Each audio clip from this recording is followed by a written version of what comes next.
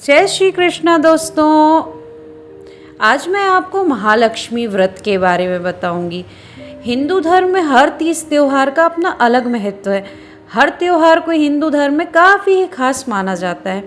हर त्योहार को बड़े ही धूमधाम से मनाया जाता है। इतना ही नहीं, हर त्योहार की अपनी अलग अलग मान्यता और अलग अलग विशेषता होती है।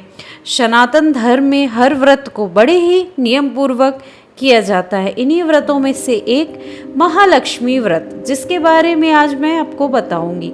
महालक्ष्मी व्रत हिंदू धर्म में काफ़ी महत्व रखता है। महालक्ष्मी व्रत पूरे 16 दिनों तक चलता है। धर्म ग्रंथों के अनुसार श्राद्ध पक्ष की अष्टमी तिथि बहुत ही खास होती है, क्योंकि इस दिन 16 दिनों तक चलने वाले महालक्ष्मी व्रत का समापन होता है। महालक्ष्मी व्रत में हाथी पर बैठी देवी महालक्ष्मी की पूजा पूरे विधि विधान से की जाती है। इसी कारण इस व्रत को हाथी अष्टमी या हाथी पूजन के नाम से भी जाना जाता है। इस साल यह व्रत 31 अगस्त से शुरू हो चुका है, जो कि 14 सितंबर तक चलने वाला है। 14 सितंबर को महालक्ष्मी व्रत का उद्यापन किया जाएगा।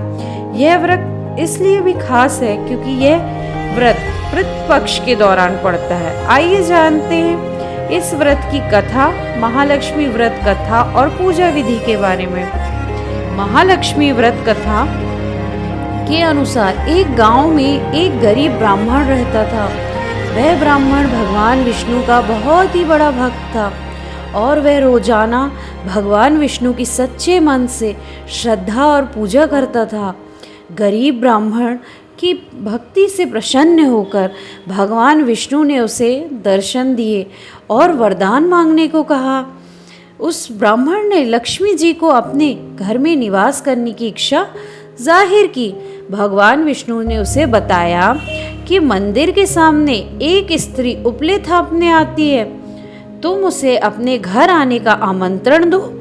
वही स्त्री लक्ष्मी जी हैं और उनके घर आने से तुम्हारा घर धन धान्य से भर जाएगा। भगवान विष्णु की बात मानकर ब्राह्मण ने मंदिर के सामने बैठ गया। कुछ देर तक माँ लक्ष्मी उपले थापने आई। उस ब्राह्मण ने लक्ष्मी जी से अपने घर आने का निवेदन किया। लक्ष्मी जी समझ गई कि यह सब तो विष्णु जी ने ही कहा है। तब उन्होंने ब्राह्मण से कहा कि वह पूरे 16 दिन तक महालक्ष्मी व्रत करे। फिर 16वें दिन चंद्रमा को अर्घ देने के बाद ही उसकी सारी मनोकामनाएं पूरी हो जाएंगी। गरीब ब्राह्मण ने लक्ष्मी जी की बात मानकर 16 दिनों तक विधि विधान से माँ लक्ष्मी व्रत किया। फिर 16वें दिन उसने चंद्रमा को अर्घ दिया और अपनी मनोकामना मांगी। महालक्ष्मी व्रत के कारण लक्ष्मी जी ने उसकी मनोकामना पूरी की और उसका घर धन धान्य से भर दिया।